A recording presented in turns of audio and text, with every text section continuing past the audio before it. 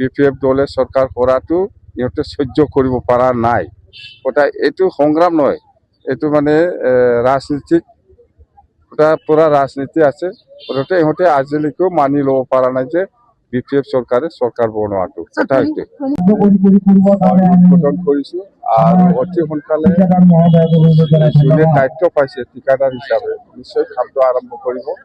অন্ততে বহুত বছৰৰ পৰা ৰাইজে সেইটো বিচাৰি আছিল, আজি আসাম মালা যোগেদি এই ৰাস্তাটো আৰম্ভ হ'ব। আপোনালোকৰ চৰকাৰ আহল ল'বলগীয়া আছে জিলাই জিলাই এইটো আচলতে প্ৰমোদ বড়ো দিনতে চেংচন হোৱা ৰাস্তা, কিন্তু প্ৰমোদ বড়োৱে সেইখিনি ৰাস্তাটো উদ্বোধন কৰা নাই, কিয় বা নাজানো। তাৰমানে তাৰতো হ'ল মতলবটো বেলেগ, তাৰমানে খাব পোৱা নাই যে পইচা পোৱা নাই এই কাৰণে। নহ'লে এইখিনি ৰাস্তা BTCত 8টা ৰাস্তা আসাম মালা, এই ৰাস্তাটো প্ৰমোদ বড়োৰ দিনতে চেংচন হোৱা, কিন্তু সি উদ্বোধন কৰি পেলাই যোৱা নাই মানে কি কাৰণটো কি?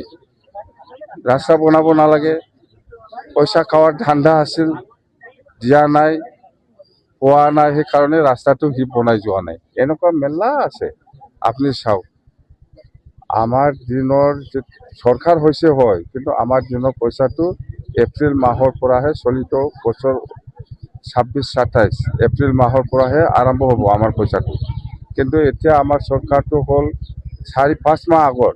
এতিয়া প্ৰমোদ বড়োৰ দিনত যিখিনি পইচা প্ৰমোদ বড়োৰ দিনত পাইছে সি ব্যৱহাৰ কৰা নাই। গোটেই পইচাটো আকৌ ৰিটাৰ্ণ গ'লে হয়, মই যদি প্ৰমোদ বড়োৰ নিচিনা হ'লে হয়, কিন্তু মই এনেকুৱা চিন্তা কৰা নাই।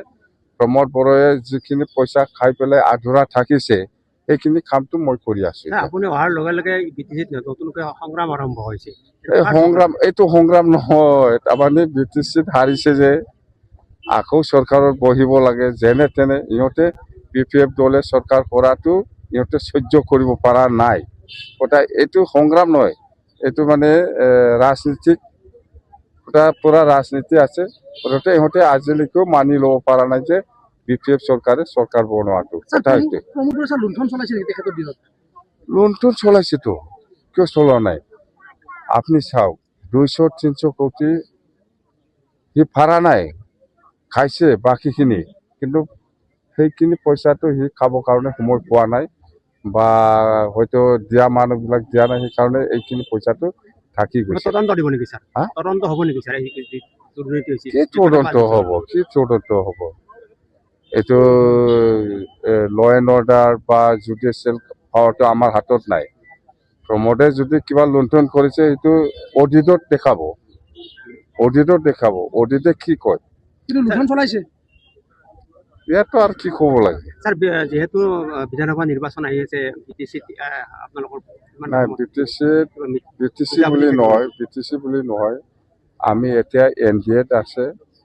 NDA হিচাপে ইলেকশ্যন খেলিব। যেনিবা আমি 126টা চিটত আমাক কিমান দিয়ে আমি আলোচনা কৰিম। হয়তো 15-20টা নিশ্চয় পাব পাৰে। 126টাৰ ভিতৰত BPFও কিমান চিট পাব বা আমি কিমান চিট খেলিবৰ কাৰণে আমাৰ ষ্ট্ৰেংথ আছে, সেইখিনি কথাটো আমি আলোচনা কৰিম। কিমানটা বিচাৰিব আপুনি? কিবা বিচাৰিব নেকি? আমিতো 20টা বিচাৰিব। ইয়াত ইকুইপেল শূন্য হ'ব নেকি? ইউপিপিএলটো শূন্য হয় না নহয়, ইউপিপিএল কোনে ভোট দিব? এতিয়া চৰকাৰ থকা সময়তে ভোট দিয়া নাই, এতিয়া আৰু চৰকাৰ নাই। চৰকাৰ কাৰ হ'ব ছাৰ? চৰকাৰ আমাৰ NDA হ'ব। NDA 100%। হিমন্ত বিশ্ব শৰ্মাই মুখ্যমন্ত্ৰী হ'ব আৰু আৰামছে। ইউপিপিএল এটা অভিযোগ কৰি আছে, আপোনাৰ চৰকাৰ গঠন কৰাৰ পিছতে শ্ৰীৰামপুৰত গৰুৰ মহৰ চিণ্ডিকেট আৰম্ভ হৈছে। এইবিলাক মই নাজানো, এইবিলাকত মই নাই। প্ৰমোদ বড়ো নিশ্চয় এইবিলাক কাম কৰি আছে, সেইকাৰণে সেইটো সপোন দেখি আছে বোলে। মই এইবিলাকত নাই।